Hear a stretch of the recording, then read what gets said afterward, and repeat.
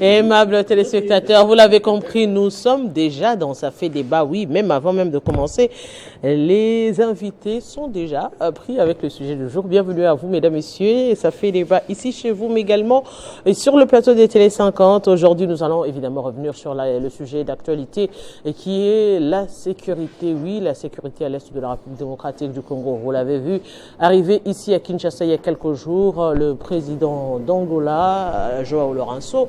Oui, il est venu justement dans le but de chercher à comment arrondir les angles entre la RDC et le Rwanda, qui semble être ouvert à un processus pour le retour de la paix dans la partie est de la République démocratique du Congo. Oui, on va parler agression de la RDC par le Rwanda via le M23, le processus de Luanda.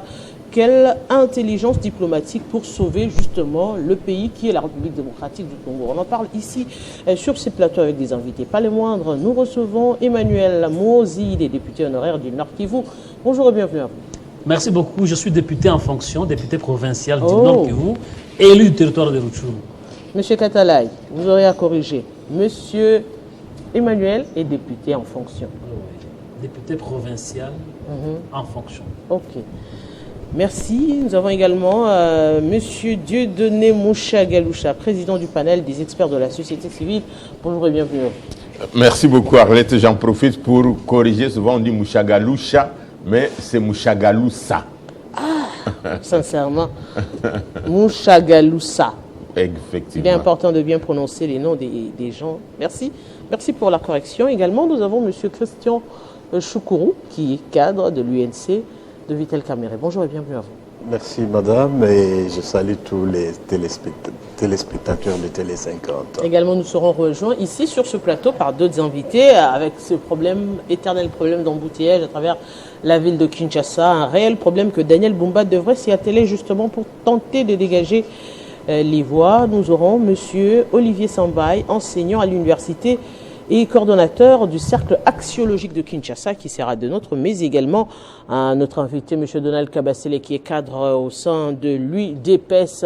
Bienvenue à vous une fois de plus. C'est également bon moment de détente avec cette actualité politique sur ce plateau de Télé 50. On va ouvrir le débat, oui.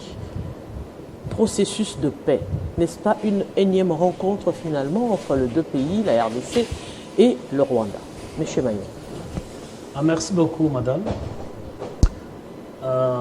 Le sujet, justement, c'est un sujet d'actualité. Le processus de paix. On n'a jamais parlé de processus de guerre, on parle de processus de paix, mais on n'a jamais obtenu cette paix-là. Et ça dure très longtemps. Ça dure très longtemps et vous pouvez vous imaginer le nombre de victimes derrière ça. Elles sont très, très nombreuses. Depuis 1996 jusqu'à aujourd'hui. Et depuis toute cette période-là, depuis 1996 jusqu'à aujourd'hui, la RDC fait face au Rwanda et à l'Ouganda. Mais vous pouvez remarquer que chez nous, depuis 1996 jusqu'à aujourd'hui, nous avons eu au moins trois régimes. Il y a eu d'abord Mobutu, il y a eu Mzee Kabila, il y a eu Kabila fils, et aujourd'hui nous avons Tshisekedi. Voilà, 4 présidents qui se sont succédés. Mais du côté adverse, ce sont les mêmes personnes.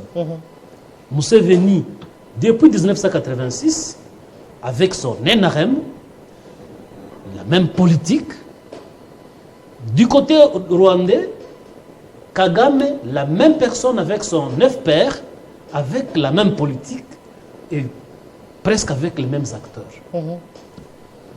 Vous pouvez remarquer que à chaque avènement de nos régimes, à commencer par Mzee Laurent Désiré Kabila, la République démocratique du Congo devient une province du Rwanda.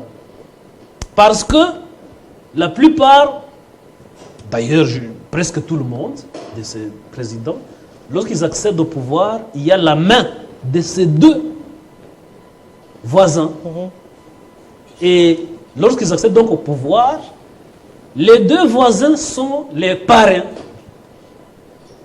Et ils ont donc le temps de mettre la main sur tout ce qui appartient au Congo. Mais après, ces présidents finissent par se révolter. Vous avez remarqué, M. Laurent Désiré Kabila a fini par se révolter. Son fils a fini par se révolter. Et Tshisekedi, le président Tshisekedi, il a commencé avec le Rwanda, mais il a fini par se révolter. Et vous pouvez remarquer que nous sommes en difficulté de gagner dans un processus et de paix et de guerre. Parce que ce processus de paix, c'est le dialogue. Nous avons des délégués qui n'apprennent que cette guerre dans les réseaux sociaux, dans les médias. Mais en face d'eux, les délégués du Rwanda, de l'Ouganda, ce sont les concepteurs d'un plan depuis 1996 aujourd'hui, qui maîtrisent dans les détails tout ce qu'ils sont en train de faire. Et des fois, nous nous retrouvons, la RDC se retrouve, avec des délégués qui sont des fils et des filles idéologiques du Rwanda et de l'Ouganda. Et donc, sur ce plan... Quand vous dites fils idéologiques, vous sous-entendez que la plupart d'entre eux ont été portés par le Rwanda au départ. Écoutez, nous avons eu dans ce pays, je crois que c'est seulement chez nous, où nous avons eu un chef d'état-major général rwandais qui était placé à la tête de l'armée congolaise, pas pour une semaine, pas pour un mois, plus d'une année. Vous imaginez qu'il était en train de faire du théâtre? Vous avez une grande majorité de députés, de ministres, de dignitaires congolais qui ont eu le pouvoir, qui ont été en politique jusqu'à aujourd'hui, juste par le fait du Rwanda et de l'Ouganda. Est-ce que les relations ont été rompues? Je crois non. Et dans l'armée et dans la politique. Et voilà pourquoi nous avons difficile à gagner sur le plan militaire et sur le plan de ce que nous appelons processus de paix. Mais, parce que par rapport à la paix, nos amis là n'ont jamais cru à la paix parce que ce sont des régimes militaro-ethniques. Vous pouvez prendre l'exemple du Rwanda. Le Rwanda, l'ancien président du Rwanda, Faure Habyarimana, il est mort dans un processus dit de paix. Et il venait de signer, de tout accepter, tout ce qu'on lui avait proposé.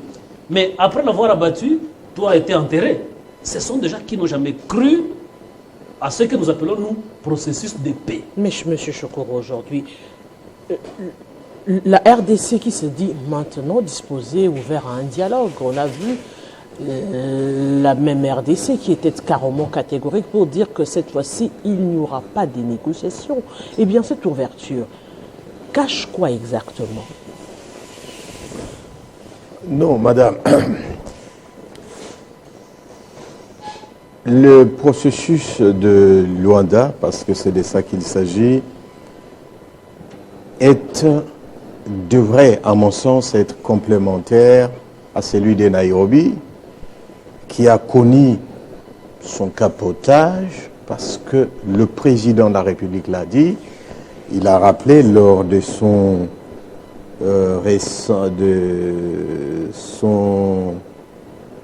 sa récente communication en Belgique, je pense, parce que après le président Uhuru Kenyatta qui laissa sa place à un président acquis à la cause de cette quête de la balkanisation de notre pays, parce que c'est de ça qu'il s'agit.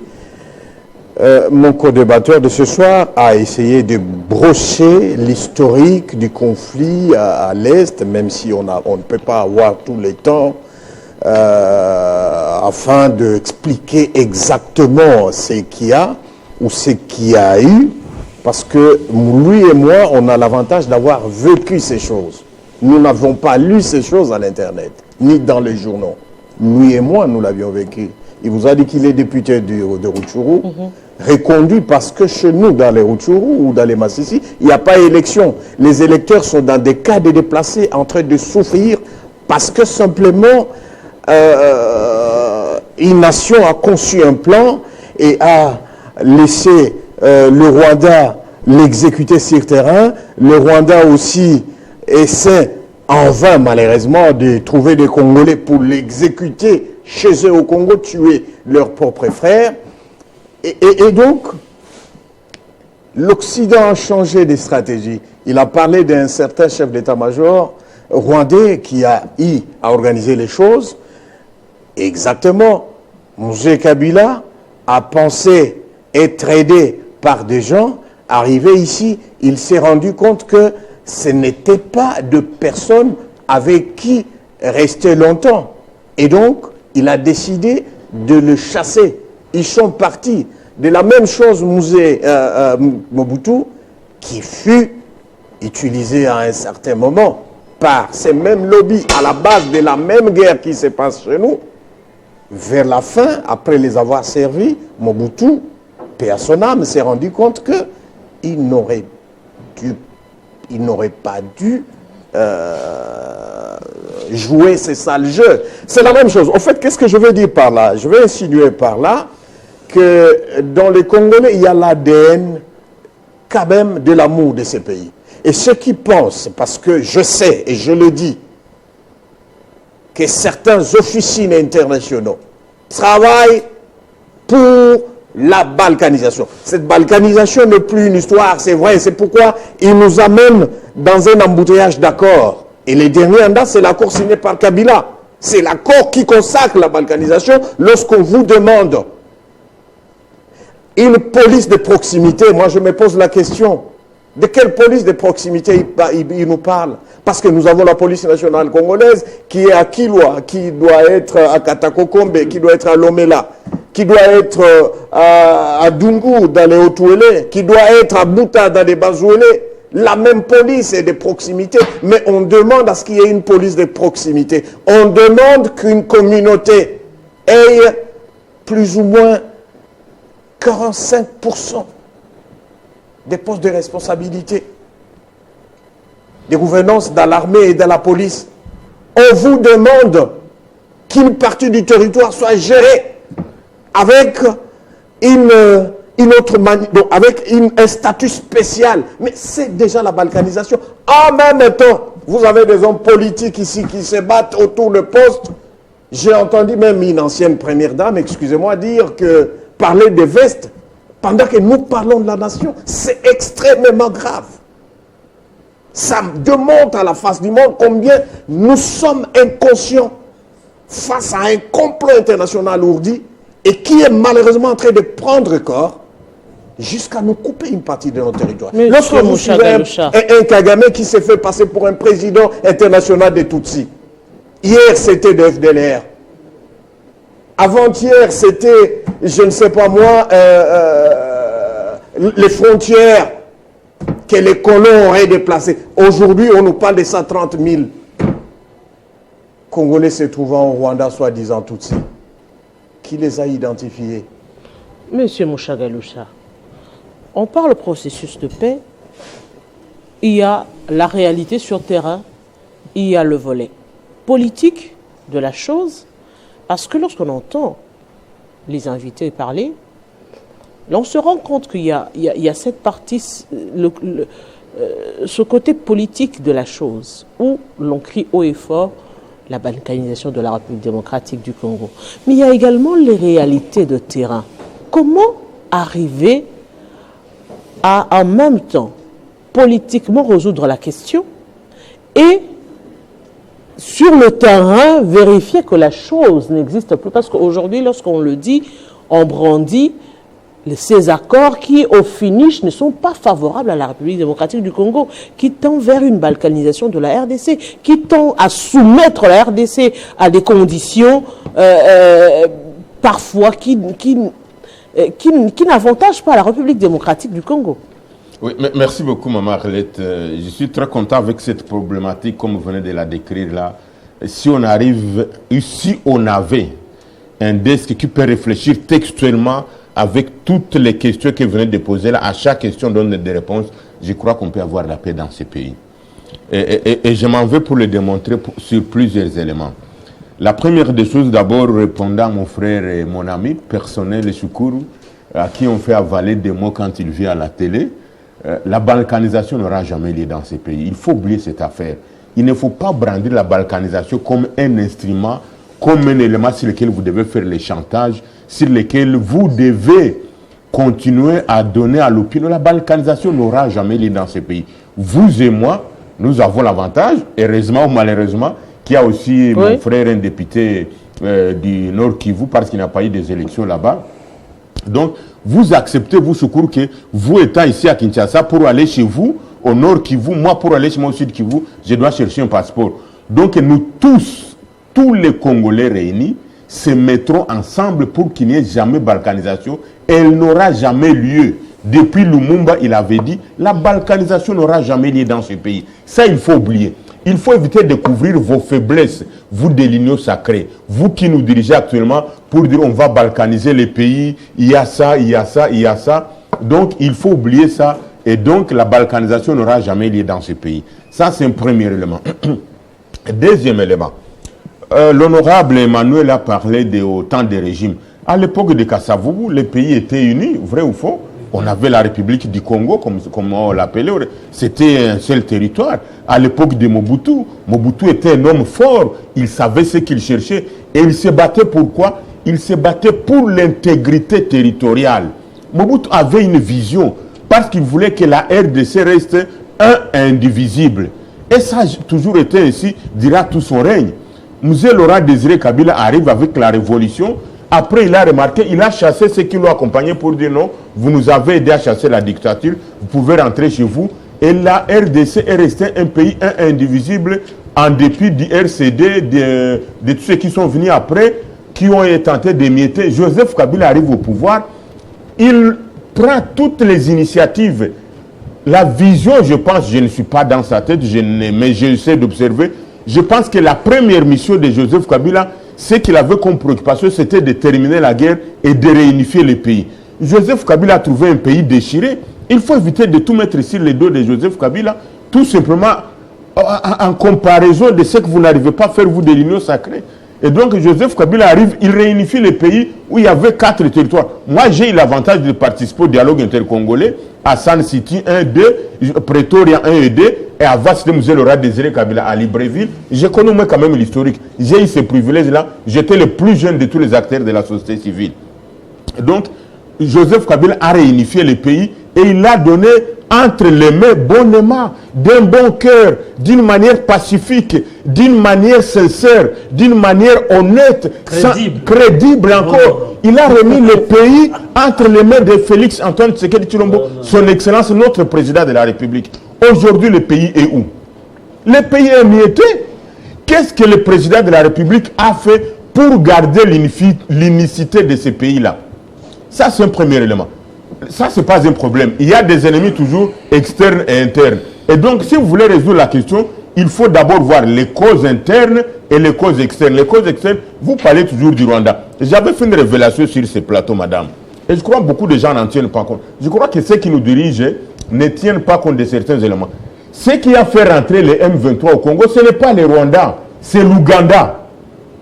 C'est l'Ouganda parce qu'il y avait la partie M23 qui était gardée en Ouganda, il y avait la partie M23 qui était gardée au Rwanda. C'est comme ça qu'on a fait passer la partie était en Ouganda pour entrer en RDC.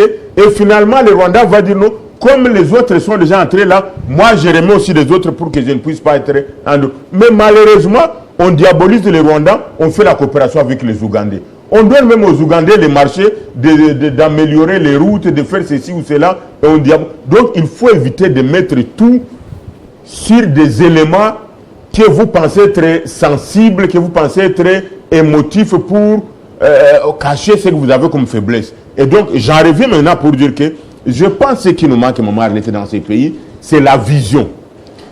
Quelle est la vision que nous avons pour que finalement la RDC reste ce pays pacifique, garde ses frontières héritées de l'indépendance, pour que nous puissions avoir la multiplicité ou la pluralité de toutes les ethnies dans un État, Qu'est-ce que nous avons comme vision? Maintenant, est-ce que cette vision devrait dépendre des différents présidents de la République qui se succèdent, ou ça devrait être une vision de la nation, la vision à laquelle les différents présidents devraient, une fois arrivés, se soumettre d'abord à cette vision et apporter leurs particularités? Effectivement, madame, vous m'avez ravi les mots dans la bouche. Et donc, il faut qu'on puisse avoir une vision sur laquelle la nation peut bâtir son avenir. Et donc, ne pas dire que chaque président qui arrive, il va recommencer. Quelle est notre politique vis-à-vis du Rwanda? Quelle est notre politique vis-à-vis de la cohésion nationale? Quelle est notre politique vis-à-vis de l'extérieur?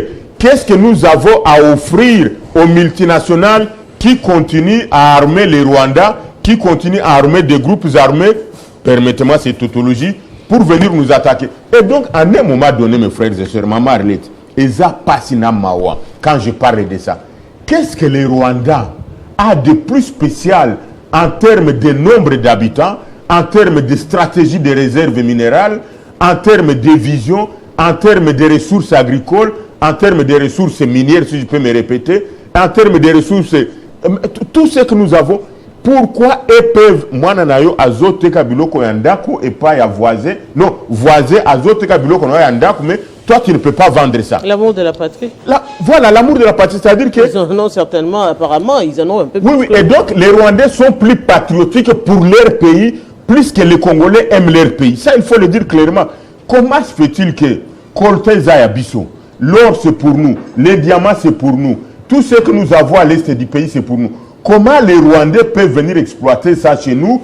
Ils les vendent aux étrangers, mais nous sommes incapables. Puisque d'abord, pour que les Rwandais exploitent notre coltan, notre or, notre castérite, notre orflamme et tout ce que nous avons, ils doivent faire tuer leurs propres enfants pour venir en guerre chez nous. Donc, il y a déjà une perte en termes d'engagement, en termes de ressources.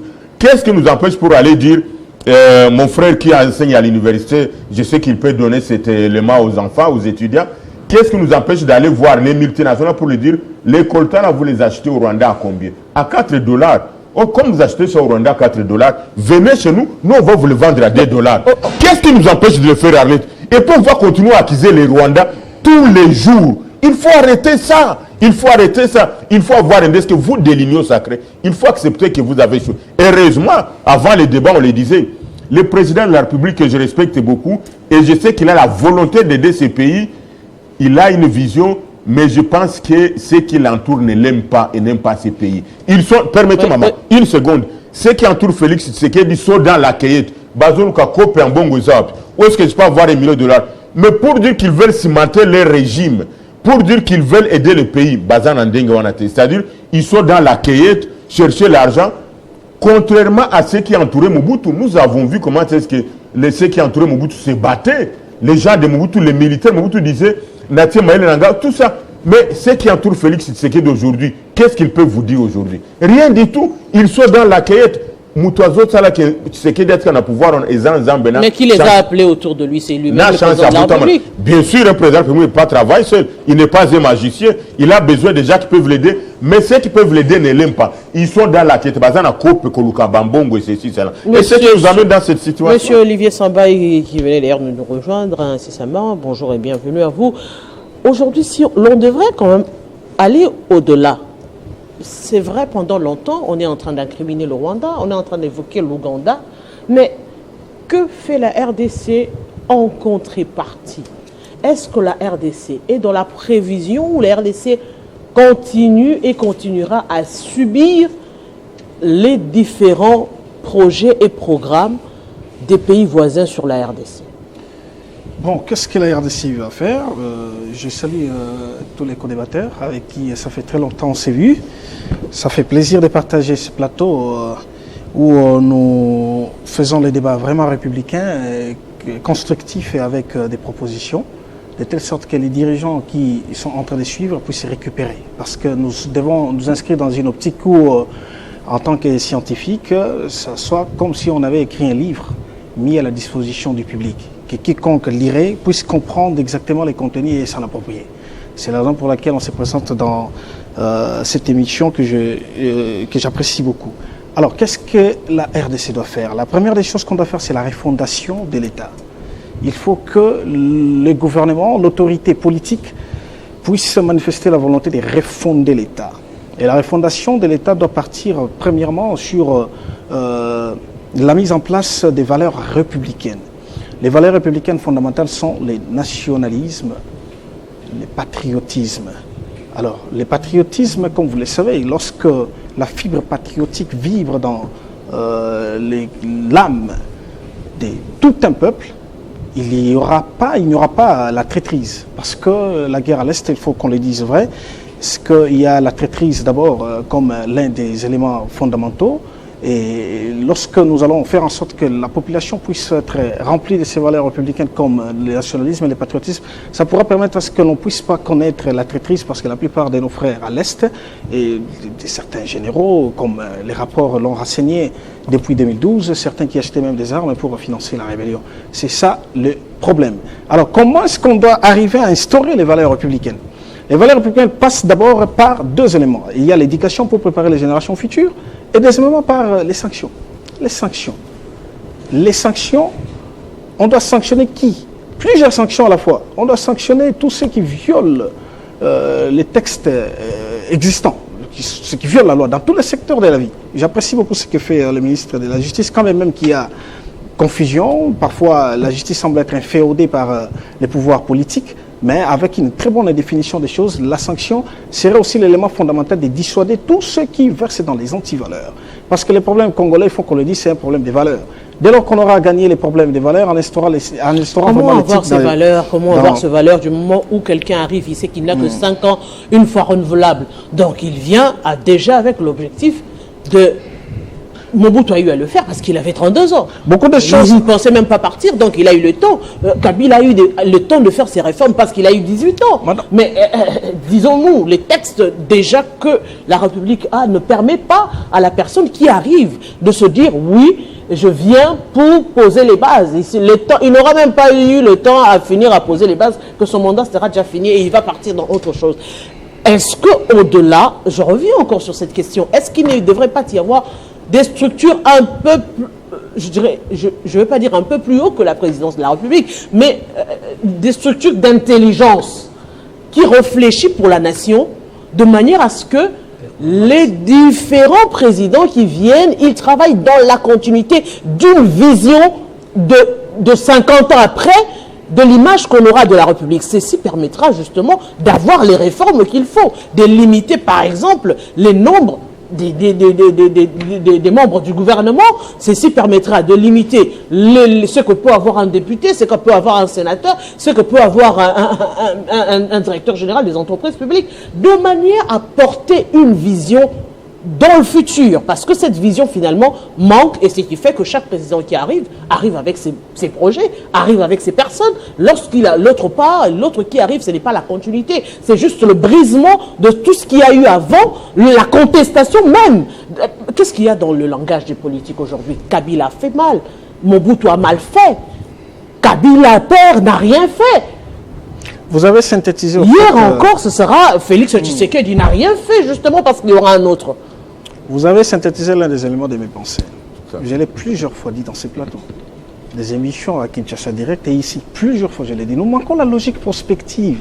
Ça peut paraître trop technique, mais en termes simples, c'est tout ce que vous venez de dire. La prospective voudrait que nous puissions nous ouvrir à la raison. Parce qu'il faut d'abord rationaliser l'agir politique.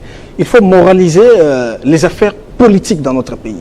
Et la moralisation et la rationalisation appellera aussi à la logique prospective. Parce que, plusieurs fois je l'ai dit, posons la question même au gouvernement. Est-ce qu'ils ont un projet à réaliser dans 10 ans? Et ils font quelle évaluation dans tous les secteurs de la vie? Quelles sont les évaluations? Vous verrez que non, les gouvernements se succèdent. Quand un gouvernement entre, ils font tabula rasa. Ils viennent avec des idées nouvelles comme si rien n'a jamais existé. Ça, c'est un sérieux problème. Alors, la refondation de l'État dont j'ai parlé partirait aussi de la rationalisation de telle sorte que nous n'ayons pas des hommes forts. Parce que c'est la subjectivité qui domine à la rationalité dans notre pays, au Congo et en Afrique en général. Ce sont des individus qui viennent avec leurs propres idées. Ils ne s'appuient même pas sur des principes fondamentaux, principes de base scientifique. J'ai toujours dit que ce sont des idées claires et distinctes qui gouvernent la nation. Il faudrait qu'on ait des institutions fortes, on formalise, où les acteurs ne seraient que des pions qui seront exploités pour qu'on avance. Mais nous n'avons pas ça. Qu'est-ce qu'il faut faire? Pour ce qui me concerne, quand même que l'étatisation serait très compliquée, moi je prends le secteur purement scientifique. Pour ce qui concerne la guerre de l'Est, je suis, comme vous le savez, je l'ai plusieurs fois dit, mais j'avance quand même. La mise en place d'un centre national de technosciences. Est-ce qu'on ne peut pas avoir une sorte de la NASA à la congolaise? Parce que nous avons l'intelligentsia congolaise. Est-ce qu'on ne peut pas avoir notre propre centre national de production de la pensée pour résoudre les problèmes sociaux auxquels le pays est confronté? Parce que le problème, c'est quoi? Le problème, c'est que la science a pour finalité la transformation de la société. Mais que sert alors la recherche scientifique de nos universités?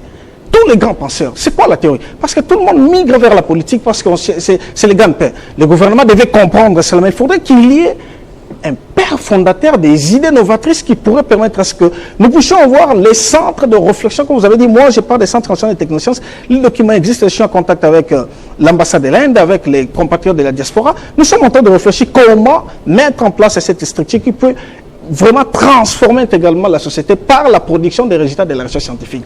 Je félicite le ministre Kabanda parce qu'en août 2023, il y a eu une très grande activité au Palais du Peuple où il y a eu exposition du génie congolais. C'est une idée, mais il ne faudra pas que ce soit comme si c'était une simple exposition. Il faudrait vraiment qu'on avance. Moi, de mon côté, je fais ce que je puis. C'est ma petite contribution à la transformation de la société. Cela pourrait permettre à ce que nous puissions sortir de cette situation. Madame, tout ce qui fabrique les armes, les bombes, les téléphones, les véhicules électriques avec des batteries, c'est nous, au Congo. Aussi, le problème, c'est quoi?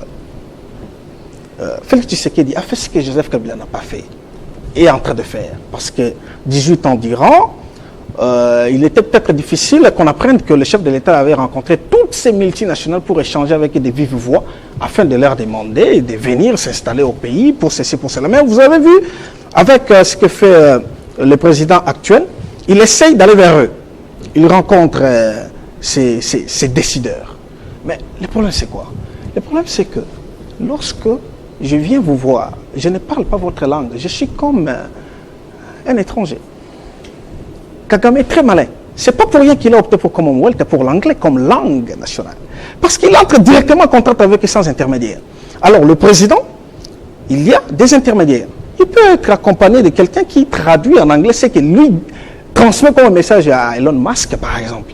Elon Musk le considérait en ce moment-là, je réfléchis en ethnologue, le considère en ce moment-là comme un étranger. Mais quand Paul Kagame part, c'est face to face. Il dit à son frère Elon Musk en anglais, "Come to my country, you will take ceci et cela." Mais le président ira, il parlera en français. Quelqu'un d'autre traduirait en anglais. La traduction est une trahison. Et du coup, ils ne se comprennent pas. On fait confiance à son frère avec qui on parle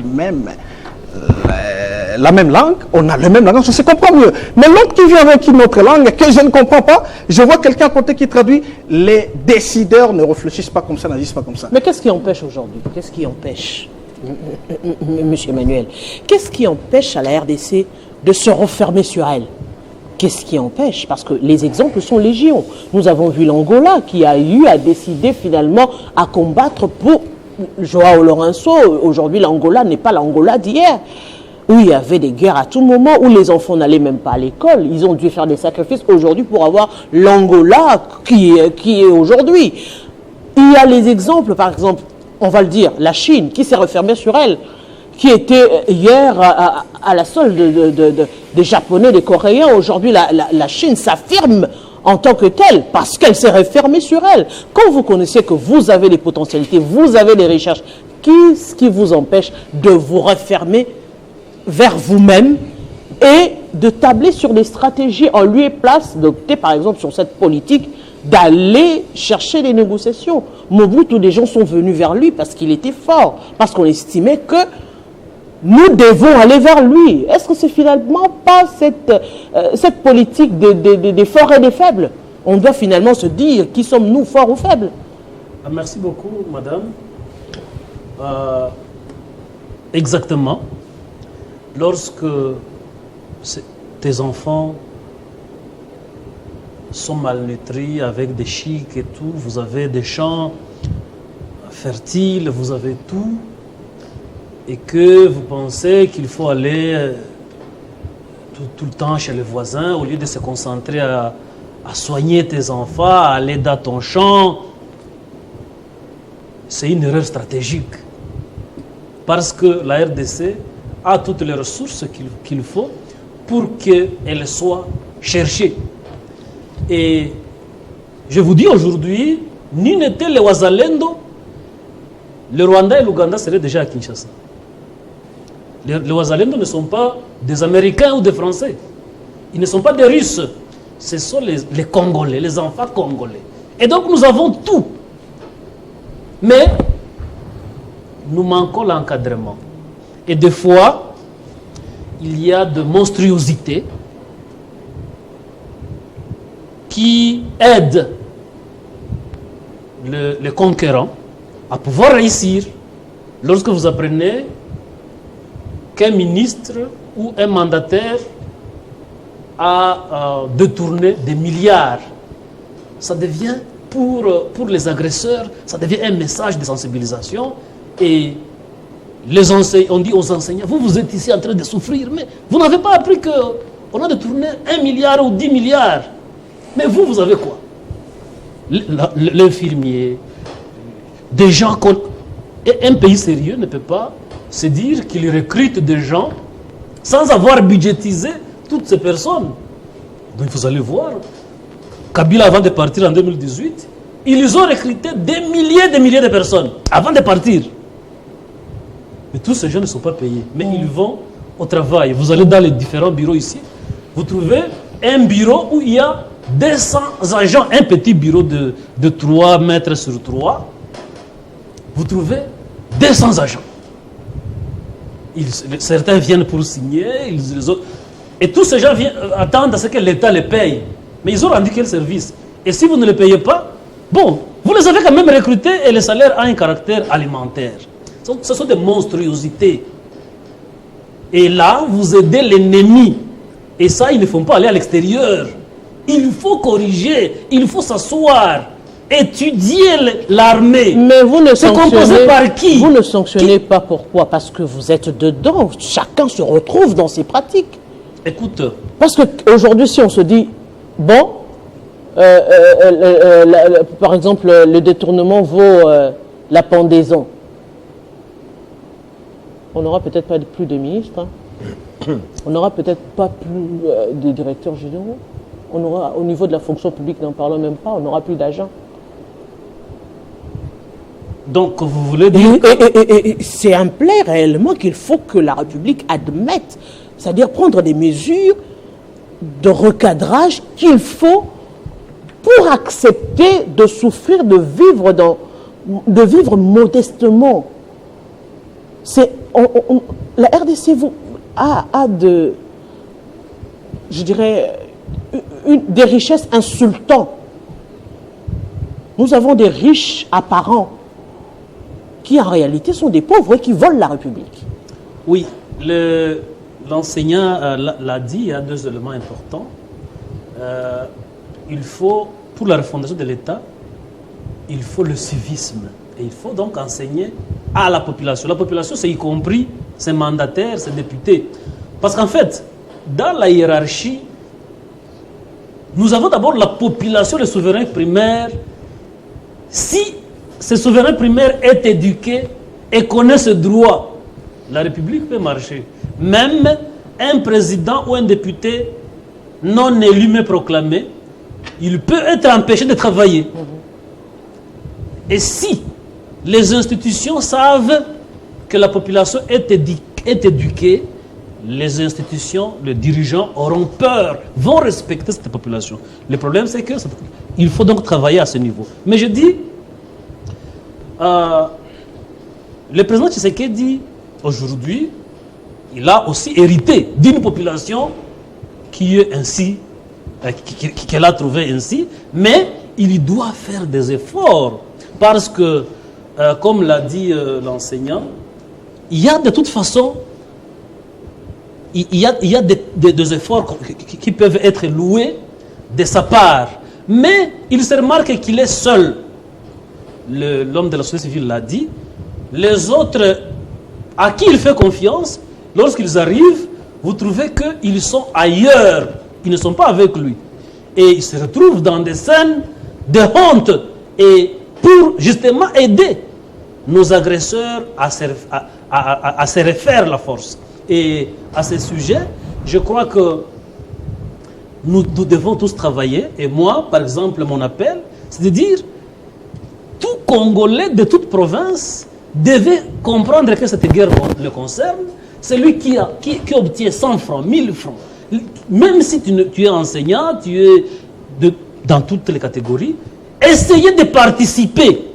Par exemple, il y a des déplacés, dans les cas de déplacés, autour de Goma, à Lubero, il y a des Wazalendo qui se battent. Mais si on apprend que les Katanga, la population a contribué, chacun 1000 francs, ils ont envoyé 1 milliard. On a vu les déplacés des guerres qui réclamaient leur dû n'est pas être arrivé à qui de droit. Vous demandez aux gens de contribuer en même temps, ça n'arrive même pas.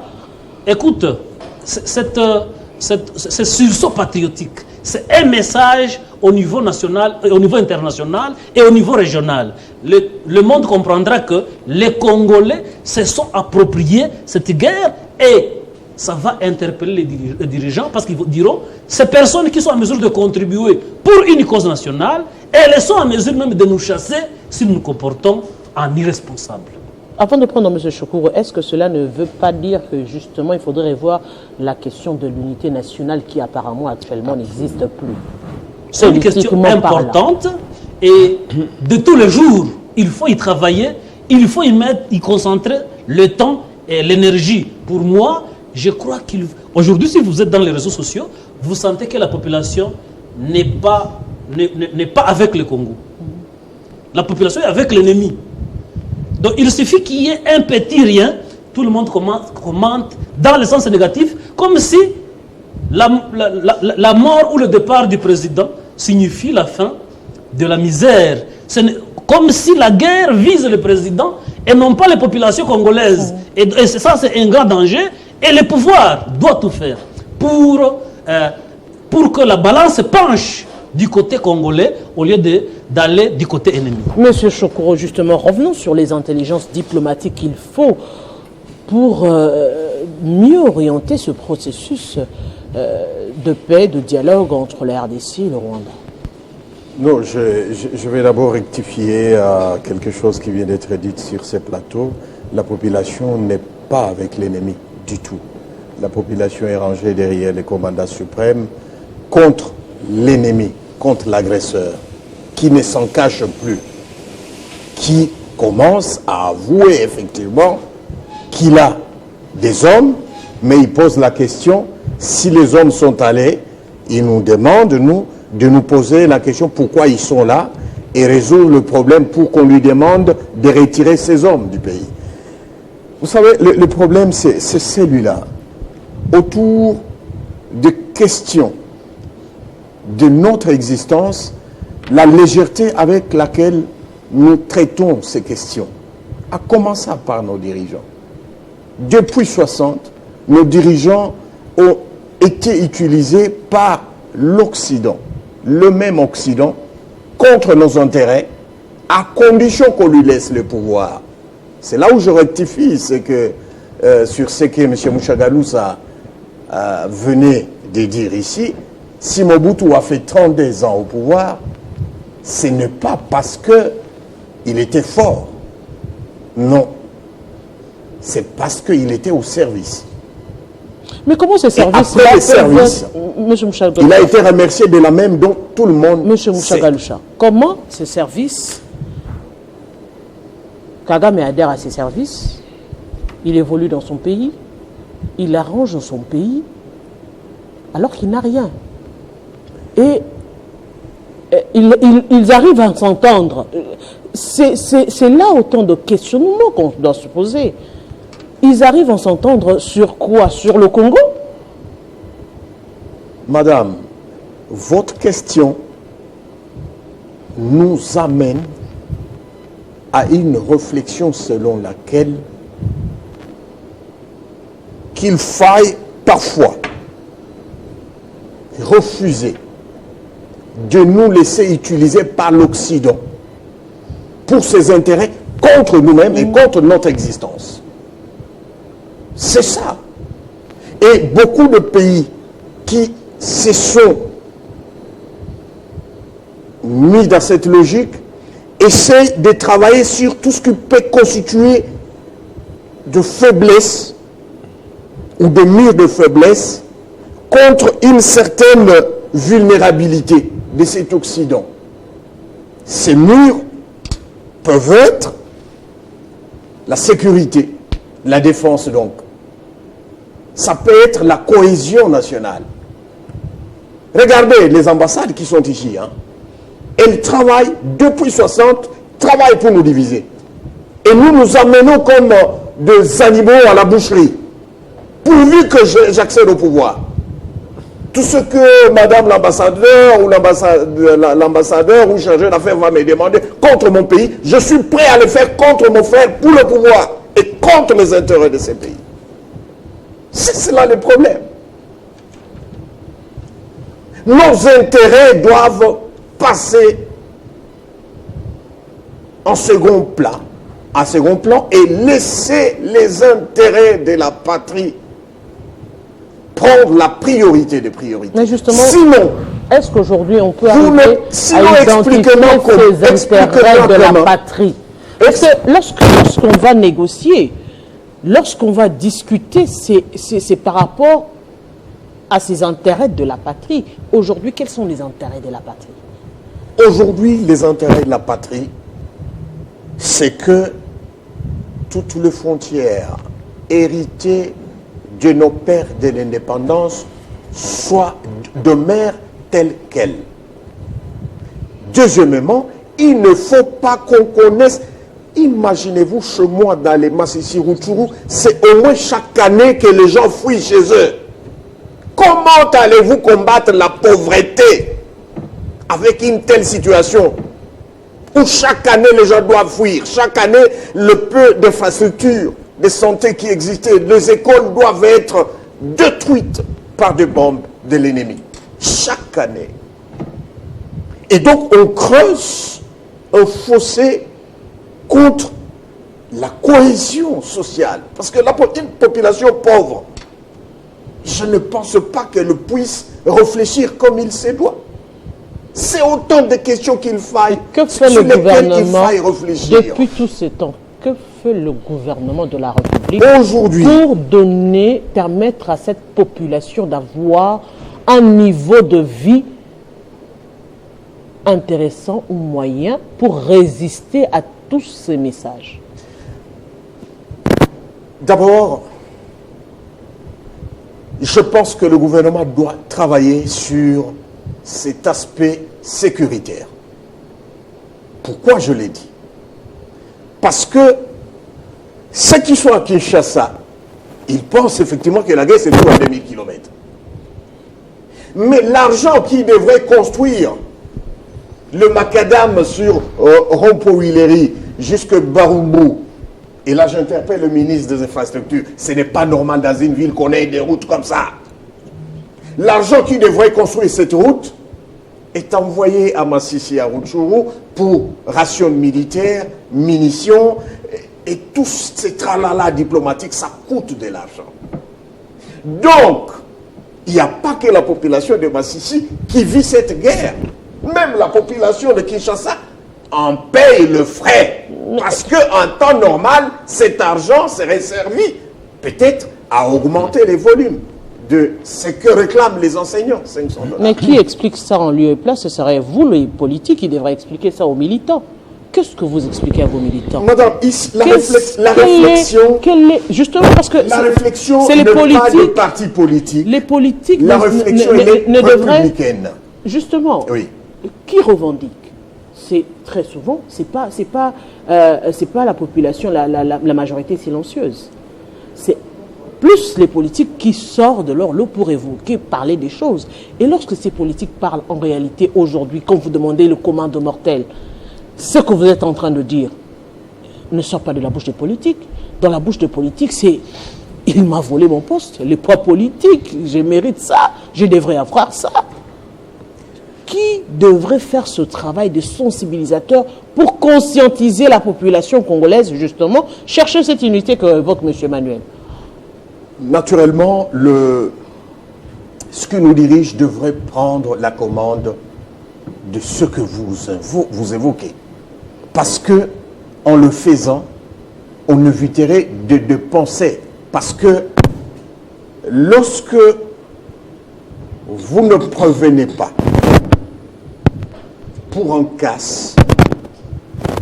Si en 10 ans vous dépensez 2 milliards, alors que si vous aviez été prévoyant, 2 ans ou 1 an avant, vous dépenseriez peut-être 100 000 $.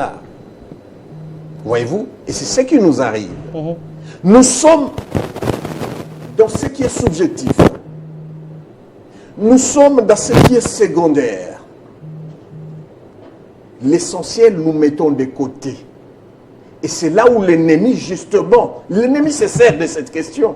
Ici, je ne parle pas comme membre de parti politique, membre de l'Union sacrée. Ici, je parle comme patriote. Parce que les dangers, c'est quoi? Vous l'avez bien dit. Vous avez un président qui vient. Nous lui donnons le moyen, nous lui donnons le pouvoir, et il nous combat.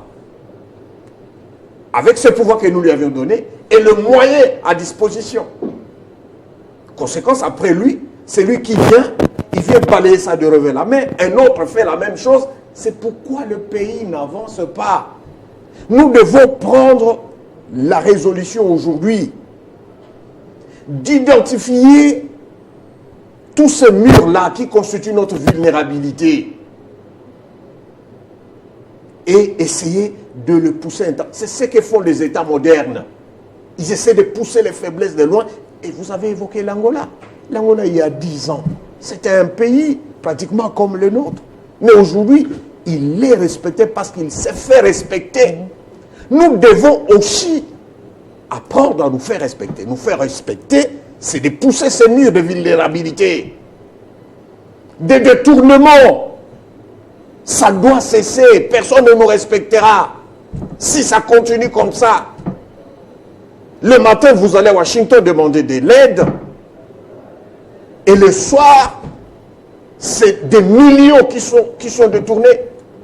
Et de manière quasi répétitive. Monsieur Mouchagaloucha, ça doit s'arrêter. Les intelligences pour sauver la République démocratique du Congo. Oui. Les intelligences, il y en a. Je suis d'abord très satisfait avec mon frère Choukour, comme il vient de dire, qu'on donne les moyens au président et après le président combat les gens. Ça vient de ses propres mots de l'Union sacrée. Donc j'ai retenu cela. Félicitations. Vous savez, déjà, c'est une intelligence qui fait une bonne analyse et merci pour cela, Choukour. Et donc, les intelligences, il y en a. Et quand on parle des intelligences, je crois qu'il y a deux structures ou des services qu'il faut toujours voir. L'ANER, le service de l'ANER qui doit être un service d'intelligence, qui doit être un service anticipatif sur des éléments.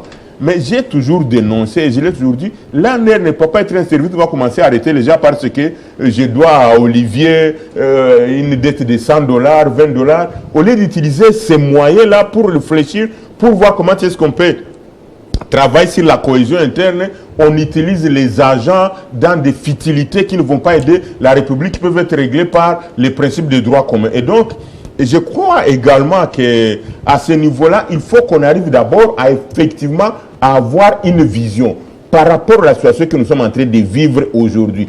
Qu'est-ce qu'on veut obtenir? Et ce qu'on peut obtenir, il n'y a que deux éléments. Il y a un élément externe où il faut voir tout ce qui nous agresse, il faut voir les multinationales, il faut voir tout ce qui vient de l'extérieur, il faut voir ce qui nous manipule, comme venait de le dire mon frère Choukour, que j'aime tellement, il vient de dire un élément, les ambassades. Nous avons vu ce que Peter Ham, nous avons vu ce que M. Mike Hammer, Peter Pham aussi, ce qu'ils ont fait pour conseiller le président de la République à se détacher de son prédécesseur Joseph Kabila. Et c'est de là qu'est venu le malheur que nous avons aujourd'hui. Oubliez que Joseph Kabila, avec l'expérience qu'il avait pendant autant d'années, c'est quelqu'un qu'il fallait approcher, qu'il fallait demander, Excellence, Monsieur le Président de la République ou Monsieur honorable sénateur, comment vous avez résolu cette question. Et malheureusement, on a mal conseillé. Et je me suis toujours demandé, mes frères et sœurs, qui avait conseillé le Président de la République de se séparer de son frère Joseph Kabila pour ne pas continuer. Vous voyez quand même ailleurs les autres présidents, quand vous allez en Tanzanie, vous voyez tous les 4 présidents, vous allez au Ghana, vous voyez autant. Donc autant de présidents qui sont toujours là, au Libéria, qui se concertent. Mais chez nous, que ce soit Mike Hammer, que ce soit Peter, comment on l'appelait encore l'Américain là. Donc on a conseillé à son Excellence Félix-Antoine Tshisekedi Tshilombo de se séparer de son prédécesseur et de casser l'accord. Or nous avons vu que pendant quand même l'accord FCC, le pays était un peu stable et les choses avançaient bien. Mais dès qu'ils se sont séparés, les choses n'ont pas marché. Donc il faut éviter d'être sous influence des ambassades. Je suis d'accord avec vous, Soukour. Ça, c'est un premier élément, une vision extérieure. La vision interne, c'est laquelle, mon frère et sœurs? Je l'ai dit, maman Arlette, et je regarde bien la caméra. Il n'y aura jamais de solution dans ces pays si on ne travaille pas sur la cohésion interne. Et cette cohésion interne passera ipso facto, c'est la voie royale, c'est la voie obligée. On ne passera pas à côté de ça. Il faut parler soit des concertations, des dialogues. La cohésion interne ne veut pas dire partage de pouvoir également. Ça ne veut pas dire partage de pouvoir, effectivement. Parce que les politiques aujourd'hui, quand on parle de l'unité nationale, ils voient, ils partagent non, le pouvoir. madame, ça veut dire que les gens peuvent se rencontrer et moi je peux produire un calendrier, un agenda des éléments sur lesquels on peut discuter. Le Sénat, par exemple, on peut décider de les dissoudre, ça ne demande pas le partage du pouvoir. On peut décider d'organiser les élections à la base, on peut décider de modifier un certain nombre d'éléments. Nous avons des organes délibérants, la multiplicité des organes délibérants qui ne fonctionnent pas. Moi, je l'avais dit plusieurs fois ici. Les conseils communaux que vous avez nommés récemment ici sont toujours impayés. Vous savez que la question des conseils communaux, elle est en inadéquation avec la loi sur l'administration. Moi, je l'ai dit. Donc, il y a des éléments sur lesquels on peut discuter. Et moi, j'ai toujours dit, je termine par là, pour dire que Kadima ou le leadership de la CENI, ce qu'ils ont fait pour ces pays, ça ne doit pas rester comme une lettre à la poste. Il faut qu'il y ait des gens qui doivent quand même payer pour que des choses pareilles ne se répètent pas. Et j'informe mon frère qui a parlé des accords, qu'il y en a 3 accords aujourd'hui dans les processus. Il y a le processus de Luanda, il y a le processus de Kampala, il y a le processus de Nairobi. Et tous les 3 processus, chaque processus a un agenda. Ça, c'est pas Kabila qui l'a fait. Le processus de Luanda, c'est avec l'actuel chef de l'État, son Excellence Félix-Antoine Tshisekedi Tshilombo. Le processus de Nairobi, c'est avec l'actuel président de la République. Le processus de Kampala, ça, c'est en train de poursuivre. Et donc, si on a l'occasion, on peut échanger autour de ça. Et donc, je pense qu'il y a intérêt de pouvoir travailler sur la cohésion interne d'abord. Et si on a la cohésion interne, on ne permettra pas l'extérieur de venir. Monsieur Olivier Sambay, on va terminer avec vous. Merci, madame. Quelles intelligences. J'évoque l'un des principes de la philosophie du développement. Comment on se développe? On se développe en subissant une transformation. Vous devenez autre tout en restant vous-même. Qu'est-ce qui se trouve de mieux chez autrui? Il faut les récupérer. Les Occidentaux l'ont fait. Ils sont allés en Égypte, ils ont appris la science et puis ils se sont appropriés. Tout le monde l'a fait. On doit s'approprier ce qui se trouve chez l'autre. C'est quoi? C'est l'intelligence, c'est l'arme qui fait son irréductibilité. C'est la science, c'est la connaissance scientifique. Mettons en place le système que Mobutu avait fait vers les années 68, les bourses académiques. Allons-y, apprenons la technologie, apprenons la science, revenons et mettons cette connaissance au service de la nation. C'est tout ce que les grandes civilisations ont fait et qui ont transformé les choses. Deuxièmement, on rentre maintenant chez nous. Les principes de l'existentialisme, la philosophie existentialiste, qui dit ceci? L'homme n'est pas ce qu'il est, il est plutôt ce qu'il n'est pas. Et ce qu'il n'est pas, c'est son projet, c'est ce qu'il compte devenir. Que veut le peuple? Que veut le Congo? Le Congo veut devenir quelle aspiration? C'est quoi notre aspiration, notre rêve? Et en ce moment-là, nous allons faire en sorte que nous puissions réfléchir sur la manière dont on doit fonctionner afin qu'on atteigne l'idéal, qu'on doit se fixer nous-mêmes. Nous n'avons même pas le rêve congolais. C'est quoi le rêve congolais? Nous n'avons pas de rêve. On aspire à quelle nation? Les États-Unis ont un rêve, c'est connu. Le rêve américain, c'est être puissant, c'est être la plus grande nation du monde. Quel est le rêve congolais? On doit commencer par là. Devenons ce que nous voulons être et soyons ce qu'on veut devenir. Et enfin, je terminerai par la recherche scientifique. La recherche scientifique doit être le moteur du développement de ces pays. Comme nous l'avons tous dit, on s'est tous convergés pour dire que non, ce sont les intelligences. Mais quelle intelligence? C'est l'intelligence scientifique. Parce que l'université, là, ça fait 70 ans que l'université du Congo. Si on fait l'analyse synchronique et diachronique, nous allons nous rendre compte que nous avons formé des érudits, des répétiteurs, des gens qui font l'extension de la pensée occidentale. Alors, ça, ce n'est pas, c'est pas normal. Et pourtant, l'université devait former des transformateurs. Est-ce que nous avons des transformateurs ou nous avons des répétiteurs? Peu sont des transformateurs. Les transformateurs sont étouffés. Tous ceux qui s'ouvrent à l'excellence sont combattus dans ces pays. Et le Congo devient directement le pays de lutte contre les excellences, contre les meilleurs. Il faut que vous soyez piètres pour qu'on puisse vous applaudir. L'inversion des valeurs. Voilà tout ce qui va entrer en lice pour que nous puissions nous offrir une nation forte. Je terminerai par cette question de l'intelligence diplomatique. Madame, et qu'est-ce qui nous empêche d'être un pays bilingue? On doit bilinguiser les pays. Les milliardaires du monde, personne ne parle français. Ils parlent tous anglais. Et on cherche l'argent en anglais. La langue des affaires, c'est l'anglais. En France, il n'y a pas un milliardaire. Je ne connais pas un milliardaire français individuel. Ce sont des groupes. Ils se mettent tous ensemble pour travailler. Mais l'anglais, c'est la langue des affaires. Qu'est-ce qui manquera? C'est que le Congo devienne aussi bilingue. C'est ça, s'ouvrir aux autres tout en restant soi-même. Monsieur Olivier Sambaï, grand merci à vous. Je rappelle aux téléspectateurs que vous êtes enseignant à l'université, justement, et coordonnateur de cercle axiologique. Sur pied d'Olivier, je pense qu'il y a une intelligence. Le ministre actuel des recherches scientifiques, Gilbert Kabanda, il est en train de marquer des points importants et nous avons vu son passage à la défense. Il nous a légué quand même des instruments importants, la politique de défense et puis la loi sur la programmation militaire. Et donc, je voulais quand même saluer cette intelligence. Même la RAD. Même la RAD, c'est Gilbert Kabanda qui l'a fait. Et donc, je pense que c'est un homme également, on a fait le tour de table. Hein. Chacun de nous a eu deux points de parole. Grand merci également à M. On conclut. M. Emmanuel Mwanzi, on conclut. M. Secours également, grand merci à vous. Également, monsieur Dieudonné Mouchagaloucha, nous vous disons grand merci pour dire également que nous sommes ici sur ce plateau pour ne pas parler que politique, pour réfléchir pour le bien-être de la population congolaise. Oui, les idées, il y en a, les intelligences, il y en a, on devrait pas aller au-delà de la politique. Et au-delà de la politique, c'est la science, c'est la réflexion pour avoir un Congo meilleur, oui, un Congo des compétents. Et merci à vous. Oui, vous êtes compétents également chez vous. Nous vous disons grand merci et on se retrouve très prochainement à la même heure sur Télé 50.